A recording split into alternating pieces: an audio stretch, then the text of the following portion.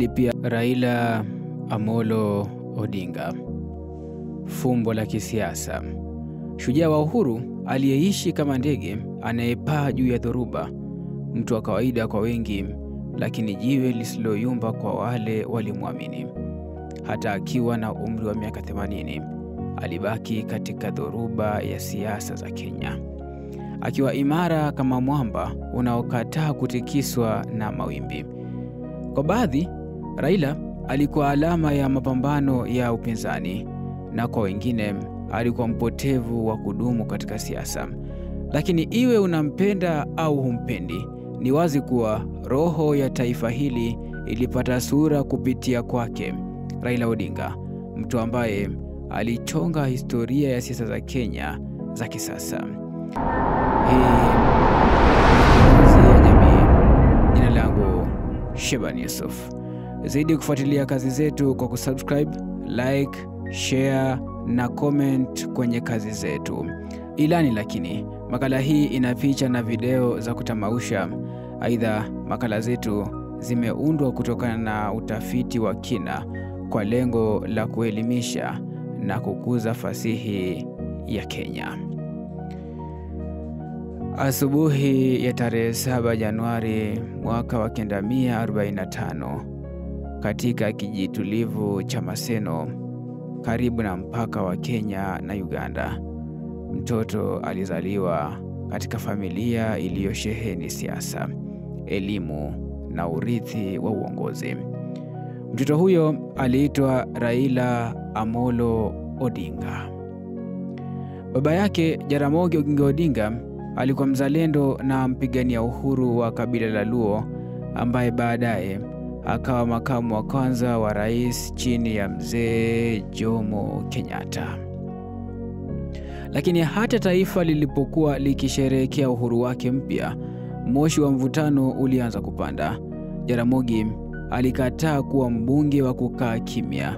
Alikosoa vikali udikteta uliokuwa ukianza kuota mizizi serikalini, jambo lililomlazimisha kujiuzulu. Kitendo chake hicho cha uasi kilipanda mbegu ndani ya kijana Raila, mbegu ya msimamo wa ukweli. Kwa Raila, kanuni zilikuwa muhimu zaidi ya cheo. Kwa Raila, kanuni zilikuwa muhimu zaidi ya cheo. Ukweli ulikuwa thamani kuu kuliko heshima ya juu. Baada ya kumaliza masomo yake ya awali katika shule ya upili ya Maranda, Raila alielekea Ujerumani Mashariki kwa masomo ya juu, akijiunga na chuo cha kiufundi cha Magdeburg, hatua adimu kwa Waafrika wachache wa wakati huo. Huko alijifunza si tu taaluma ya uhandisi, bali pia falsafa za kijamii na kisiasa zilizomjengea msingi wa kiitikadi. Aliporejea Kenya mwanzoni mwa miaka ya 1970, Raila alikuwa si tu mhandisi, bali pia mwana mapinduzi kijana aliyeamini kuwa demokrasia ya Kenya ilikuwa imeporwa. Wakati wa jaribio la mapinduzi la mwaka wa 1982, jina lake liliibuka, na ingawa hakuwahi kuthibitisha ushirika wake, serikali ya Daniel Arap Moi ilimwona kama tishio hatari kwa utawala. Adhabu yake ilikuwa kali. Alifungwa kwa miaka 6 bila kufikishwa mahakamani, muda mwingi akiwa gerezani peke yake.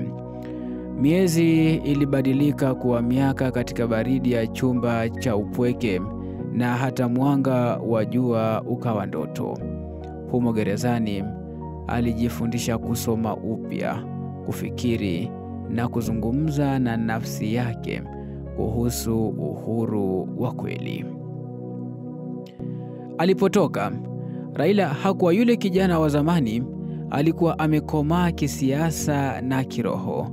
Kwa yeye, siasa haikuwa tena maneno ya majukwani au sanduku la kura pekee. La hasha. Ilikuwa ni vita ya kutetea ukweli, jukumu aliloamini lilipitishwa kwake na kizazi cha baba yake. Na hivyo hadi umauti ulipomfika, Raila Amolo Odinga alibaki kuwa ishara ya matumaini, upinzani na mapambano yasiyoisha ya mwananchi wa kawaida dhidi ya nguvu za mfumo. Aliondoka duniani, lakini kivuli chake bado kinatembea katika siasa za Kenya kama sauti isiyokubali kufutwa katika ukurasa wa historia. Hadithi ya Raila Odinga haikubaki tu kuwa simulizi ya mwana wa Jaramogi, bali ikawa hekaya ya mpiganaji wa uhuru wake binafsi, mtu aliyekumbana ana kwa ana na ukatili wa utawala wa Moi, akapitia maumivu ya mifumo iliyokuwa ikinyamazisha sauti za wananchi, kuua demokrasia na kuwazuia Wakenya kuchagua kwa hiari yao.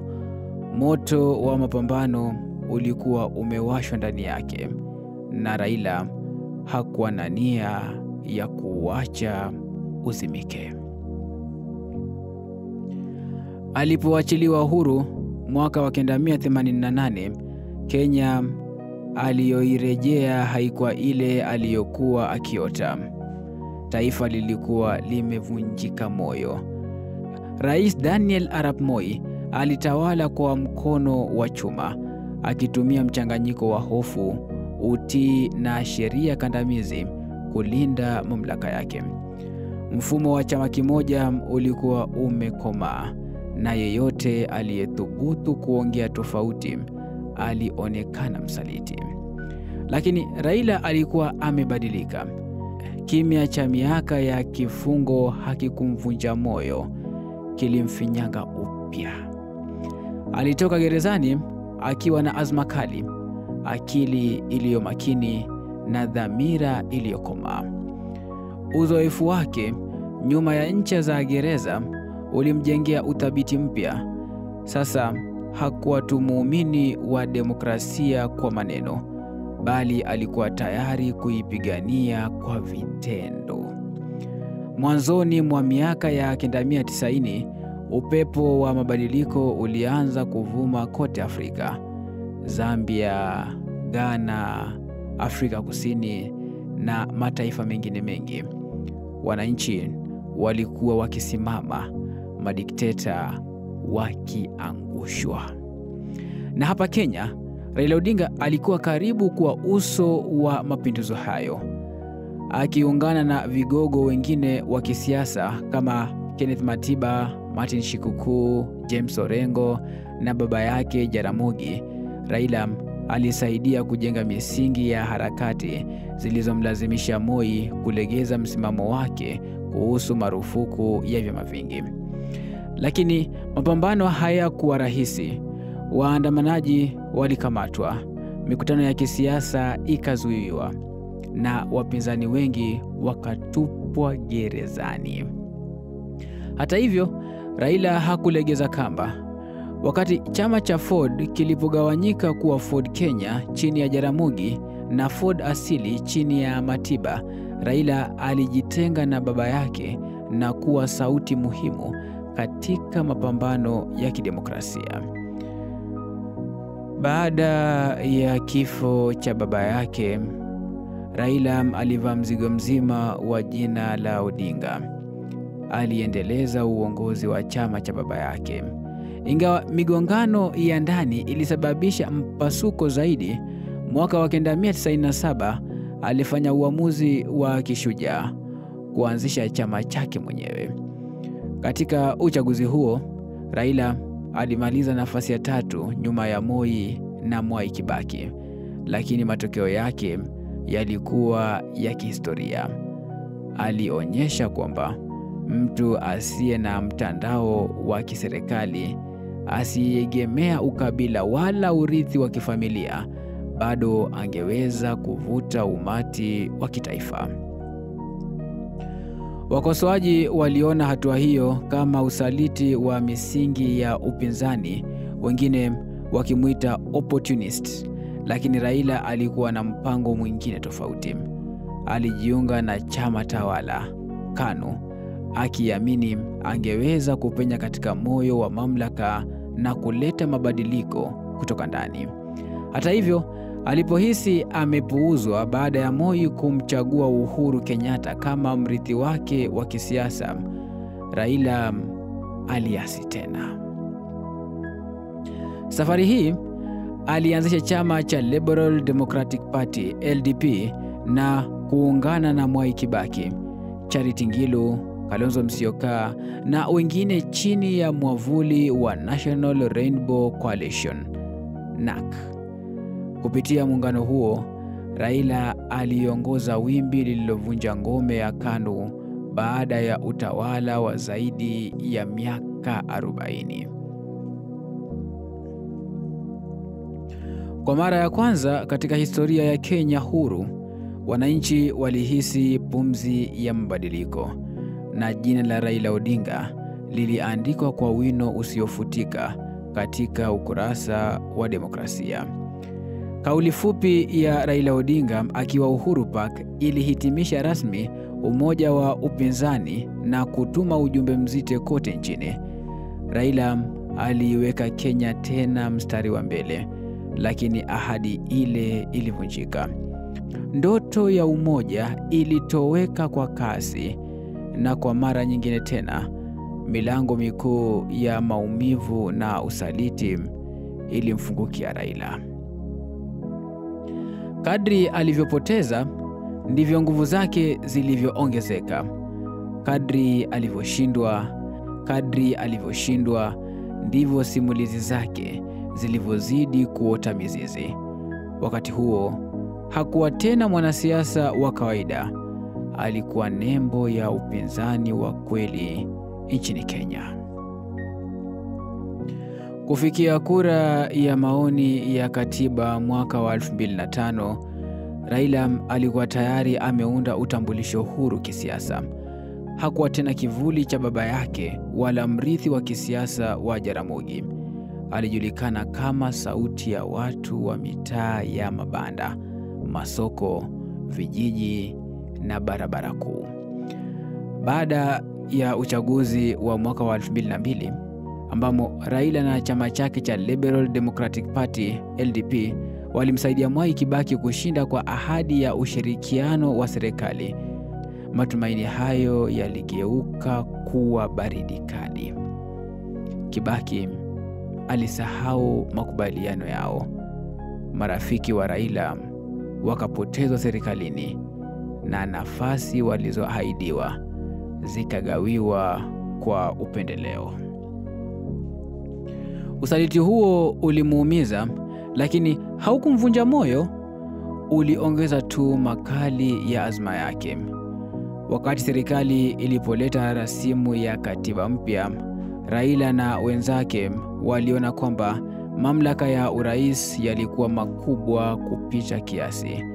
Raila aliongoza kampeni dhidi ya rasimu hiyo kwa ishara rahisi lakini yenye nguvu: chungwa.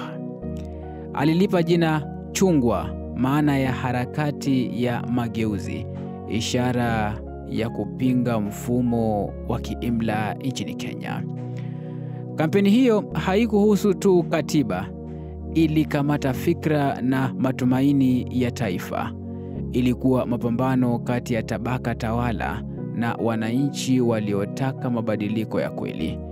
Raila alivuka nchi nzima akihutubia wananchi kutoka juu ya malori, mara nyingine bila kulala kwa siku kadhaa. Kila alikopita, maelfu walijitokeza, akina mama wakiwa na watoto mgongoni, vijana wasio na ajira wakiwa na mabango, wazee wakiwa wamevaa makoti ya vumbi wakitikisa vichwa vyao kwa matumaini. Matokeo yalipotangazwa, upande wa ndizi ulishindwa na ule wa upinzani wa chungwa. Chama kipya, Orange Democratic Movement ODM, kikazaliwa kama kishindo cha kisiasa, tsunami ya kweli. Wimbo wake ukatungwa, kauli mbiu yake kwa kunukuu, chungwa moja, maisha bora kwa wote. ikavuma kutoka vichochoroni mwa Turkana, milimani mwa Kisii, mwambao wa Ziwa Victoria hadi mitaa ya Nairobi. Lakini furaha haikudumu. Uchaguzi wa mwaka wa 2007 ulipofika, Raila na ODM walikuwa wamejijenga kama nguvu kubwa ya kisiasa. Hata hivyo, matokeo ya mwisho yalipinduliwa ghafla. Matokeo kutoka eneo la Mlima Kenya yalipobadilisha hesabu. Tume ya uchaguzi ECK kwa wakati huo, ambayo sasa hivi ni IEBC, ilimtangaza Mwai Kibaki mshindi katika mazingira yenye utata mkubwa sana. Ndani ya dakika chache, Kibaki aliapishwa kwa haraka katika ikulu, wakati milio ya risasi ikianza kusikika jijini Nairobi, ishara ya mwanzo wa giza jipya katika historia ya Kenya. Kenya ililipuka. Taifa liliingia katika vurugu za kisiasa na za kikabila. Zaidi ya watu 1,000 walipoteza maisha na mamia ya maelfu wakafukuzwa kutoka makwao. Kwa wengi, huo ulikuwa ndio wakati wa kwanza kushuhudia jinsi siasa za ukabila na utambulisho zilivyo na mizizi mirefu sana, na jinsi zilivyoweza kuipasua nchi vipande vipande. Raila alikataa kutambua matokeo ya uchaguzi. Wakati hali ikiendelea kuwa mbaya, msuluhishi wa kimataifa Kofi Annan aliongoza mazungumzo mwaka wa 2008 ambayo yalizaa serikali ya muungano wa kitaifa. Mwai Kibaki alibaki kuwa rais, huku Raila Odinga akiteuliwa kuwa waziri mkuu wa kwanza katika historia ya Kenya. Kwa wafuasi wake, Raila hakuwahi kushindwa. Alichagua njia ya amani badala ya umwagaji damu. Alibaki kuwa jemedari wa watu, mwanasiasa aliyejikita katika mapambano ya haki. Katika serikali, Raila alipigania mageuzi, akapinga maslahi yaliyokita mizizi na akasimamia haki kwa waathirika wa ghasia za baada ya uchaguzi. Kipindi chake kama waziri mkuu kiligubikwa na misukosuko ya kisiasa, kashfa za ufisadi serikalini, lakini pia kiliashiria mafanikio makubwa katika sekta ya miundombinu na mageuzi ya kikatiba. Kwa mara ya kwanza, Raila hakuwa tena mpinzani wa mfumo, lakini katika nafasi yake aliendelea kuwa mpiganaji wa kupinga mfumo aliyokuwa ndani yake. Labda ndilo jambo lililomtambulisha zaidi Raila Odinga kama jemedari wa watu, kwa sababu alishinda kila vita, bali kwa sababu hakuwahi kuacha kupigania watu wake. Maisha ya Raila Odinga yamekuwa safu isiyokatika ya mapambano ya kisiasa, ya kiitikadi na hata ya kibinafsi. Daima alikabiliana na nguvu za mamlaka ambazo zilimwona kama tishio lisiloelezeka, lakini hakuna pambano lililokuwa la binafsi na la uchungu zaidi kuliko lile lililofuatia mgogoro wa uchaguzi wa mwaka wa 2007. Cheo chake cha waziri mkuu kilipaswa kuwa ushindi wake, ishara ya kutambuliwa kwa mapenzi ya wananchi na matunda ya mapambano yake ya muda mrefu. Lakini badala yake kiligeuka kuwa kama gereza la kifahari. Alikuwa serikalini, lakini hakuwa na mamlaka halisi juu ya mifumo ya uamuzi. Serikali ilikuwa imegawanyika, kila upande ukivuta kwa mwelekeo wake. Pamoja na kuonyesha umoja hadharani, kambi ya Kibaki ilionekana kutomhusisha Raila ipasavyo katika matumizi ya mamlaka. Raila, akiwa bado ishara ya upinzani, alijikuta katika nafasi ngumu sana: kujaribu kurekebisha mfumo ambao kimsingi ulimdhulumu. Ndoto ya Kenya mpya iliyoasisiwa juu ya misingi ya haki na usawa ilianza kuteleza mikononi mwake. Marafiki waliokuwa bega kwa bega naye walianza kuchoka. Baadhi wakahisi uzito wa mzigo wa kisiasa za muungano. Serikali ya mseto ikawa uwanja wa vita vya kisiasa, mikakati, usaliti na migongano isiyoisha, hali iliyohatarisha kufuta kila alichojitolea kwa miaka mingi sana. Hata hivyo, licha ya tamaa na vizingiti, ngome yake ya kisiasa ilibaki imara. Wafuasi wake waliendelea kumwamini. Walimwona kama mwanaume aliyekuwa akikabiliana na dhuluma za kihistoria za Kenya.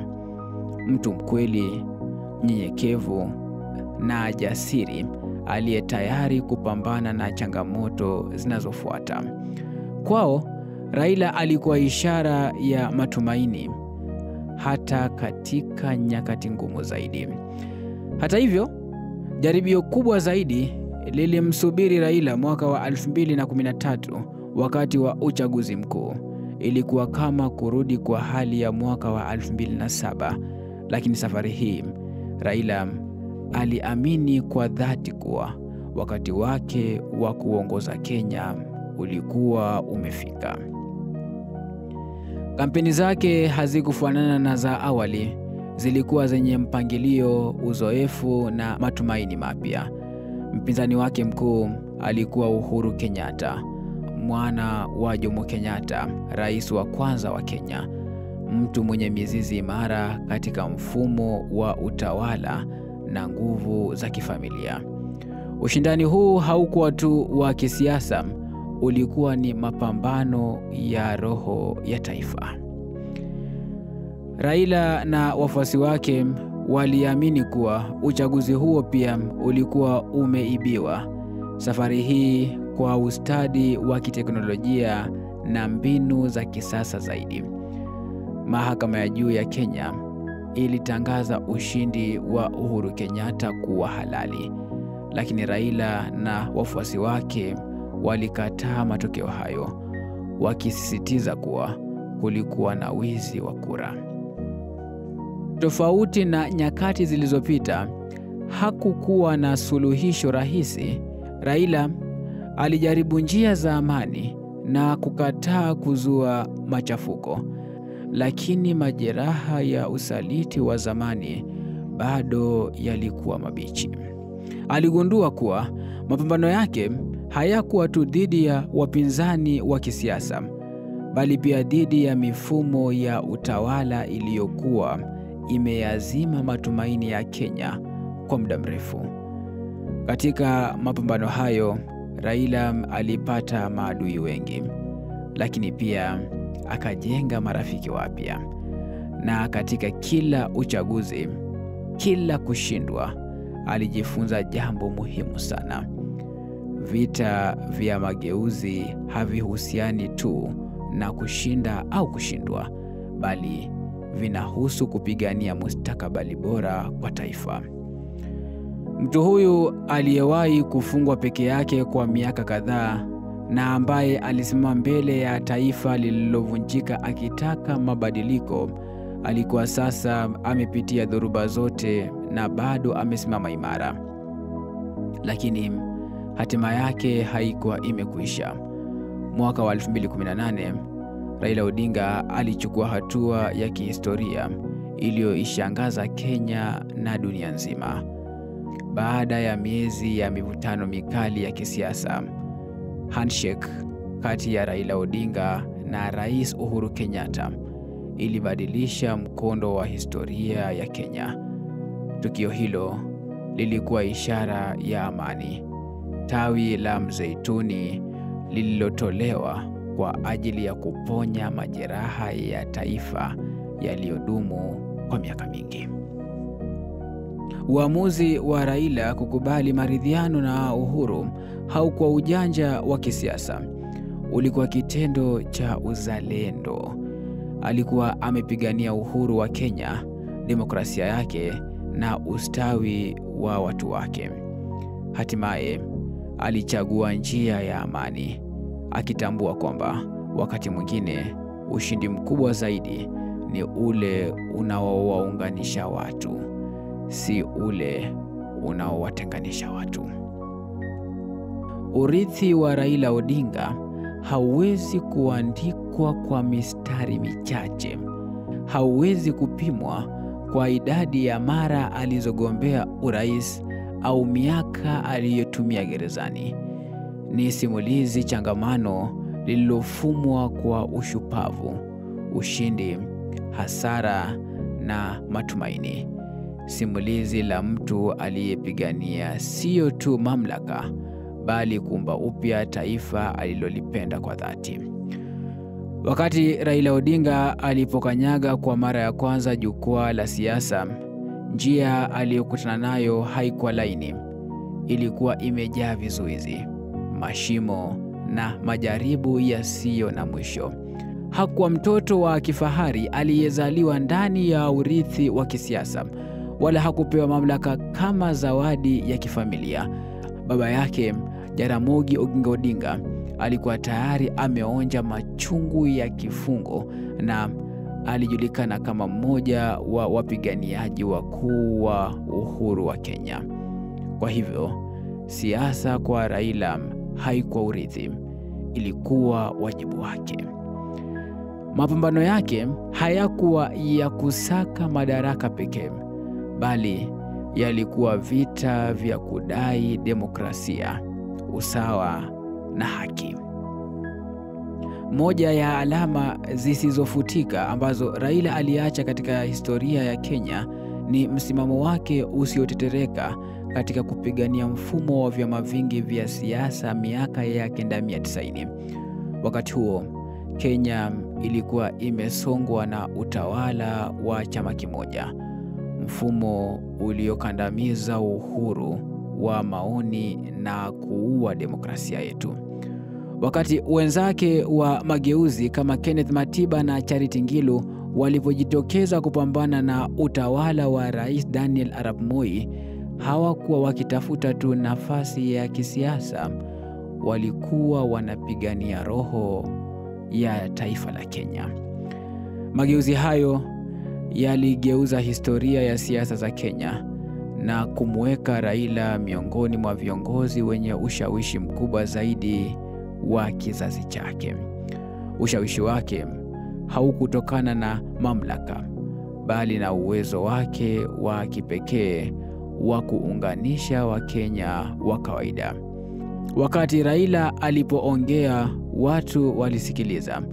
Alipotembea katika mitaa yenye vumbi ya Kibera, sokoni Mombasa au vijijini Nyanza, umati haukukusanyika kwa sababu ya utajiri wake au cheo, bali kwa imani walionayo katika ujumbe wake kwamba Kenya bora inawezekana. Kutoka mitaa ya joto ya Nairobi hadi mashamba ya kijijini, kampeni za Raila zilizochochewa na vijana waliomwona si kama mwanasiasa tu, bali kama chombo cha ndoto zao. Ujumbe wake wa matumaini ulikuwa rahisi lakini wenye nguvu, kwamba kila sauti ilihesabika na kila Mkenya alikuwa na nafasi ya kushiriki katika mustakabali wa taifa. Hata hivyo, maisha yake ya kisiasa hayakuwa tambarare. Raila alipambana sio tu na wapinzani wake, bali pia na watu wa chama chake mwenyewe na washirika wa kisiasa aliyowahi kuwa nao. Mabadiliko ya miungano ya kisiasa kati ya mwaka wa 2002 na mwaka wa 2018, kuanzia na Mwai Kibaki hadi Uhuru Kenyatta, yalizua mashaka hata miongoni mwa wafuasi wake waaminifu. Wakosoaji wake walimwona kama mtu wa fursa aliyebadilisha msimamo kwa manufaa binafsi, lakini kwa Raila hayo yote yalikuwa sehemu ya safari ya kutafuta haki na mageuzi. Hakuwa mtu wa kukimbia mapambano. Alikabiliana uso kwa uso na viongozi waasi. Alihimili mateso ya gerezani chini ya Moi, akapambana na wizi wa kura na akasimama imara wakati wa machafuko ya uchaguzi wa mwaka wa 2007. Ujasiri wake ulizaa matokeo makubwa: muungano wa kihistoria ulioashiriwa na handshake ya mwaka wa 2018. Salamu hiyo ya amani kati yake na Rais Uhuru Kenyatta haikuwa ujanja wa kisiasa, bali ishara ya hekima. Ilimaanisha hamu ya kweli ya kuponya majeraha ya taifa, kugeuza ukurasa wa chuki na kuonyesha kwamba maadui wa kisiasa wanaweza kuweka tofauti zao kando kwa ajili ya ustawi wa wananchi. Kupitia hatua hiyo, Raila Odinga alithibitisha kuwa urithi wa kweli wa kiongozi haupimwi kwa idadi ya vita alivyoibuka mshindi, bali kwa uwezo wake wa kuleta umoja, matumaini na mwelekeo mpya kwa taifa lililokuwa limegawanyika. Wakati William Ruto alipokalia kiti cha urais, alionekana kuanza kulipiza kisasi dhidi ya wapinzani wake wa kisiasa, akiwemo Raila Odinga na Uhuru Kenyatta. Hata hivyo, katika hatua zilizowashangaza wengi, baadhi ya watu waliokuwa wametengwa na serikali za awali walianza kuachiwa uhuru. Mfano maarufu ukiwa ni Miguna ambaye alirejea nchini baada ya miaka mingi ya uhamisho. Hata hivyo, maisha ya Raila hayakuwa salama tena. Mara kwa mara aliripotiwa kufuatiliwa na maafisa wa usalama wa siri, huku kukiwa na madai ya njama za kumdhuru. Viongozi wa upinzani walilazimika kuingilia kati, wakionya dhidi ya kile walichokiita vita vya kimfumo dhidi ya Raila na wafuasi wake. Wakati huo huo, familia ya Uhuru Kenyatta pia ilionekana kufuatiliwa kwa karibu, ishara kwamba uhusiano kati ya serikali mpya na utawala uliopita ulikuwa umevunjika kabisa. Wanasiasa wengine kama Jimmy Wanjigi nao hawakuponyoka salama, wakajikuta wakikumbwa na mikono mizito ya dola. Lakini miaka michache baadaye, upepo wa siasa ulibadilika ghafla wakati wa mjadala wa mswada wa fedha wa mwaka wa 2024. Wakati huu, Raila alijitokeza waziwazi kufichua uozo uliokuwa umefichwa ndani ya mswada huo. Hatua yake iliwasha moto wa hasira miongoni mwa vijana wa kizazi cha Gen Z waliokuwa tayari kuibuka mitaani kupinga mfumo waliouona kuwa dhalimu. Ghasia za maandamano zilipokithiri, Ruto alilazimika kuomba ushirikiano na upande wa upinzani, hasa kutoka kwa muungano wa Azimio. Mazungumzo ya faragha yalifanyika na hatimaye Raila Odinga akarudi serikalini kwa makubaliano ya kisiasa yaliyolenga kudumisha amani. Kupitia mkataba huo, watu wake kadhaa walipata nyadhifa serikalini, huku Raila mwenyewe akipata uungwaji mkono mkubwa wa kisiasa katika azma yake ya kugombea kiti cha mwenyekiti wa Umoja wa Afrika AU. Lakini makubaliano hayo pia yalileta gharama. Naibu rais wa wakati huo, Rigathi Gachagua, aliishia kuwa mhanga wa mabadiliko hayo. Hapo awali, Gachagua alikuwa msemaji mkali aliyepinga vikali ushirikiano wote kati ya serikali na Raila, akiahidi kumrudisha nyumbani. Lakini upepo wa siasa ulipobadilika, maneno yake yakawa kicheko cha historia. Wanasiasa wengine waliokuwa karibu na serikali waliondolewa madarakani au walipoteza ushawishi wao. Hatimaye, baada ya nchi kutulia, Ruto aliamua kumtia Raila ndani ya mfuko wa kisiasa kwa kumfadhili katika kampeni za kugombea nafasi ya mwenyekiti wa AU. Hatua hii ilizua mjadala mkali duniani. Mashirika ya haki za binadamu na vyombo vya habari vya kimataifa vilimshutumu Raila kwa kukaa kimya wakati taifa lilipokuwa likipitia ukandamizaji, ghasia na ukiukaji wa haki za raia. Wengi waliamini Ruto alimsaidia Raila si kwa nia njema, bali kama mkakati wa kumtoa kabisa katika siasa za ndani ya taifa. Wengine walihoji kuwa kama angechaguliwa kuwa mwenyekiti wa AU, siasa za Kenya zingebaki bila sauti ya upinzani madhubuti. Siku ya kura ilipowadia, ulimwengu mzima ulitazama kwa hamu, huku Wakenya wengi wakimwandikia jumbe za matumaini na wengine wakisafiri hadi Addis Ababa kushuhudia historia ikiandikwa. Lakini mwisho wa siku, Raila Odinga alipoteza uchaguzi huo kwa tofauti ndogo ya kura. Kushindwa kwake kulipokelewa kwa hisia mchanganyiko. Kwa wengine ilikuwa huzuni, kwa wengine ni ishara ya mwisho wa enzi. Hapo waliouliza kwa kejeli, je, kweli Raila alirithi laana ya kisiasa kutoka kwa baba yake Jaramogi? Lakini hata baada ya kifo chake, jina la Raila Odinga lilibaki hai katika historia ya taifa. Anakumbukwa kama mpigania haki, mwana mapinduzi wa siasa, na pia kwa baadhi ya wakosoaji wake kama tapeli wa kisiasa aliyebadilisha taswira ya uongozi nchini Kenya. Njia ya amani haijawahi kuwa laini.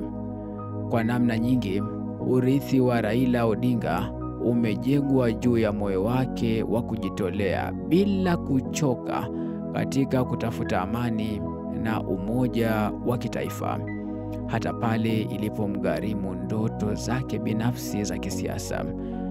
Alitambua kuwa lengo halikuwa tu kushika madaraka ya ikulu, bali kuunda jamii ya kidemokrasia ambamo wananchi wangeweza kutumia haki zao kwa uhuru bila hofu.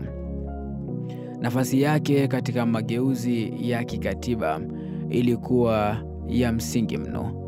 Alihakikisha kuwa katiba mpya ilileta mfumo wa ugatuzi uliosambaza madaraka na rasilimali hadi ngazi za kaunti. Hatua hii ya serikali ilifungua milango ya ushiriki mpana zaidi wa wananchi, hasa makundi yaliyokuwa yameachwa pembezoni mwa siasa za taifa. Iwapo mtu atampenda au la, hakuna anayeweza kuupuuza ukweli kwamba Raila Odinga ameunda na kubadilisha sura ya siasa za Kenya. Uongozi wake umeacha alama isiyofutika, sio tu katika mfumo wa serikali, bali pia katika mioyo na fikra za Wakenya wa kawaida. Mapambano ya Raila ni mapambano ya Kenya yenyewe, ni vita vya taifa. Na ijapokuwa hakuwahi kutimiza ndoto yake ya kuwa rais, urithi wake unabaki kuwa halisi na wa kudumu. Milele atakumbukwa kama mtu aliyeota ndoto ya Kenya iliyo bora na akathubutu kupigania ndoto hiyo bila kujali gharama. Sijui nisemeje kwa kumaliza, ila Mola mterehemezi ailaze roho yake mahali pema peponi. Hii ni Kurunzi ya Jamii, makala spesheli Mashujaa. Jina langu Sheban Yusuf. Kwa makini na like, share, subscribe na follow kazi zetu.